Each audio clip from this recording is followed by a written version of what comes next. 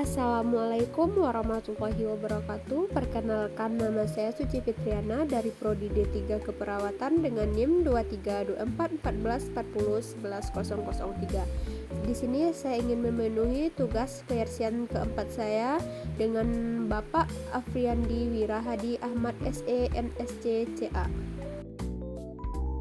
Muhammad Nasir dan dakwah Islamiyah. Yang pertama, Muhammad Roem pernah berkata, kecermatan dan ketelitian Muhammad Nasir dibangun karena kebiasaannya mempelajari Al-Quran dengan teliti, bahasanya yang dihargai dan dipuji orang. Yang kedua, Muhammad Hatta berkata, ada suatu ketika Soekarno tidak mau mendatangi penjelasan resmi yang tidak disusun oleh Muhammad Nasir. Selanjutnya, Muhammad Nasir lebih menitik beratkan uraiannya tentang dakwah bil hikmah. Ini bisa dibaca lebih lanjut dalam bukunya yaitu Fiqh Dakwah. Selanjutnya, pernah menjadi mediator mempertemukan Soekarno dengan PM Jepang, bagaimana Jepang bisa berinvestasi di Indonesia. Setelah itu, inovator Jepang berkedatangan ke Indonesia menanamkan modalnya.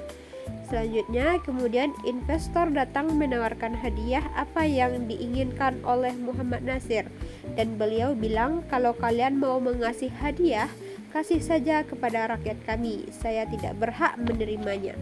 Selanjutnya, saat pulang ceramah seharian dan para dai terpencil yang kebetulan sedang ada di Masjid Al-Furqan, kantor pusat Dewan Dakwah, langsung beliau keluarkan amplop yang berisi uang sebagai penceramah. Lanjut, Muhammad Nasir berpolitik melalui jalur dakwah. Beliau pernah menjadi Perdana Menteri pada masa Soekarno. Berpolemik dengan Soekarno tentang asas negara, Nasir ingin negara Islam, sementara Soekarno ingin negara sekuler, tapi keduanya tidak berhasil. Lanjut, diutus pada masa Soekarno ke Aceh memberantas pasukan Wadud Barweh, tapi malah berangkulan dengan Daud Barweh. Anda Muslim, saya juga Muslim. Jika Anda di antara kita yang mati dalam pertempuran, tidak ada yang mati syahid. Selanjutnya, kepada al-khair artinya mengajak secara hikmah dan keteladanan, yang artinya bil hikmah wal mau'izatil hasanah, artinya tidak ada paksaan. Yang kedua, dengan ma'ruf berarti cara yang biasa dilakukan agar sasaran dakwah sadar untuk berbuat.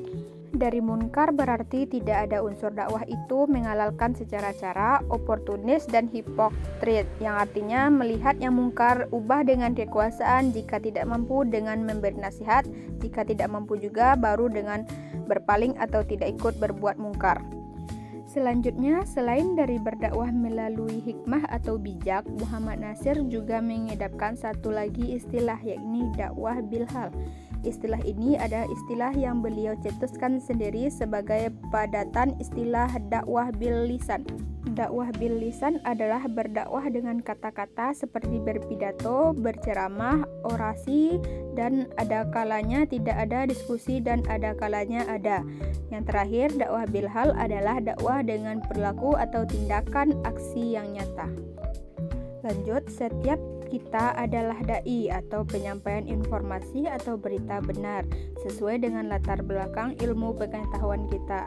Adapun aktivitas kita, maka kita sedang berdakwah baik di dunia politik, pendidikan, perdagangan, pertani, peternakan, dan aktif di kantor. Muhammad Nasir selalu memulai uraian tentang dakwah beliau dengan mengutip Quran Surat Ali Imran ayat 124 yang artinya, hendaknya kita masuk segolongan umat yang mengajak berdakwah kepada al-khair, kebaikan yang universal, menyuruh dengan ma'ruf dan mencegah dari yang mungkar.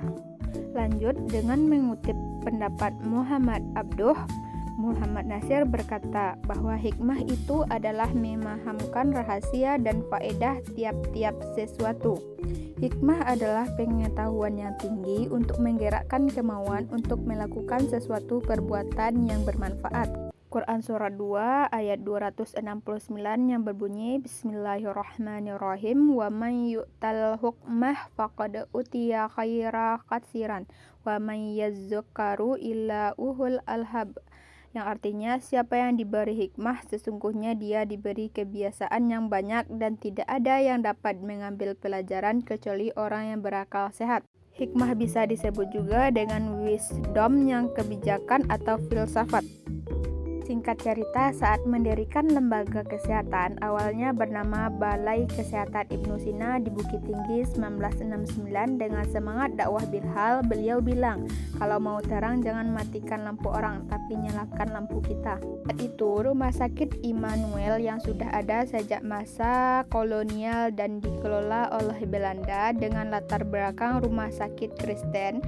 Lalu beliau bersama BKUI, Badan Kontak Umat Islam, mendirikan Balai Kesehatan dengan nama Ibnu Sina.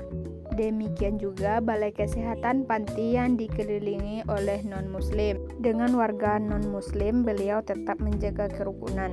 Muhammad Nasir menghindarkan diri dari memperkataan perbuatan, tetapi memperbuat apa yang dikatakan. Selanjutnya, pada saat M. Nasir memimpin pemerintahan, Perdana Menteri Undang-Undang Pendidikan belum ada. Beliau meminta Menteri Pendidikan, Pengajaran dan Kebudayaan Dr. Bahder Gojuhan, Menteri Agama Koha Wahid Hashim merumuskan bagaimana pendidikan agama diajarkan di sekolah umum. Kedua menteri ini melahirkan peraturan bersama pada tahun 1951 yang berisikan perlunya pendidikan agama diajarkan di sekolah-sekolah umum.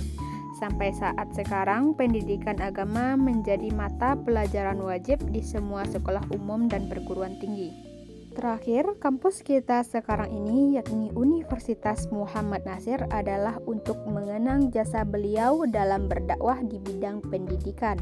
Universitas Muhammad Nasir kita sebut kepanjangan saja atau Univ M. Nasir, atau jika sudah familiar disebut Muhammad Nasir saja, kurang pas dengan sebutan UMN. Sebagai bagian dari civitas akademika, mahasiswa, dosen, dan pengelola, kampus harus membaca dan mengenal biografi beliau. Bangsa yang beretika adalah bangsa yang menghargai jasa pahlawannya. Muhammad Nasir adalah pahlawan nasional yang dirujuk keteladanannya oleh dunia, terutama keduniaan Islam. Adalah kewajiban kita menjadi kampus ini sebagai agen untuk menduniakan beliau di bidang pendidikan. Sekian hasil presentasi saya sudahi, wabillahi taufiq wal hidayah. Assalamualaikum warahmatullahi wabarakatuh.